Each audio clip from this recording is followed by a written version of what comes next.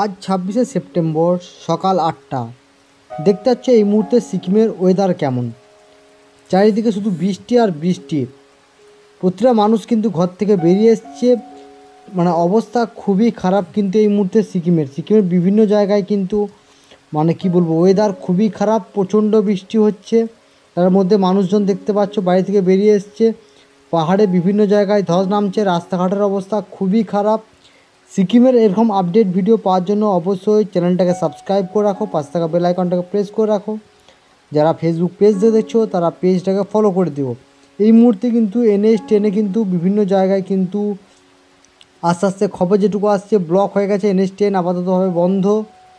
North সিকিমও কিন্তু totally প্রায় বন্ধ, তবে সাউথ সিকিমও কিন্তু কিছু কিছু জায়গায় কিন্তু বন্ধ আছে। একমাত্র ইস্ট সিকিমের রাস্তাঘাট এখনও তাহলে হয়তো ঠিক আছে। দেখে বুঝতে পারছো মানুষজন কিন্তু ঘর থেকে বেরিয়ে এসছে সকালবেলা। প্রচণ্ড মুষলধারে কিন্তু বৃষ্টি হচ্ছে, প্রচণ্ড বৃষ্টি থামবার কোনো নামই নেই। এর মধ্যে অবস্থা খুবই খারাপ বিভিন্ন জায়গায় দেখতে পাচ্ছ। সিকিমের ওয়েদার কিন্তু এখন খুবই খারাপ। তো তোমরা যারা এখন সিকিম আসার প্ল্যান করছো তাদেরকে বলবো এখন সিকিম আসার কোনো প্ল্যান করো না, ওয়েদার একটু ভালো হোক তারপর তোমরা সিকিম আসবে। কারণ এই মুহূর্তে সিকিমে কিন্তু মানে কী বলবো, খুবই খারাপ অবস্থা। তোমরা যদি এখন সিকিম আসতে চাও আমি বলবো একবারেই না। কারণ কি, তোমরা পাহাড়ে এসে তোমাদের 2 থেকে 3 দিন করে নষ্ট হবে, কারণ তোমরা কোনো সাইট সিন করতে পারবে না।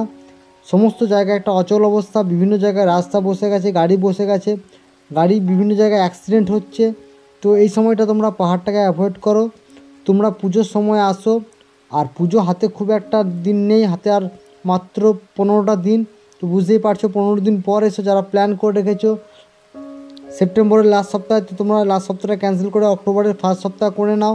আমি বলবো তোমাদের পক্ষে এটাই ভালো হবে, কারণ এই সমস্ত রাস্তাগুলো কিন্তু প্রায় বন্ধ হয়ে গেছে। NH10 বিভিন্ন জায়গায় বন্ধ, সীতাঝারের কাছে বিভিন্ন জায়গায় প্রবলেম হয়েছে।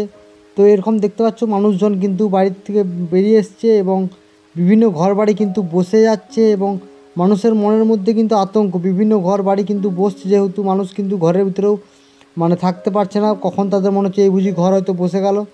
তো দেখতেই পাচ্ছ মানুষজন কিন্তু এই বৃষ্টির মধ্যে ছাতা কিন্তু বাইরে দাঁড়িয়ে আছে।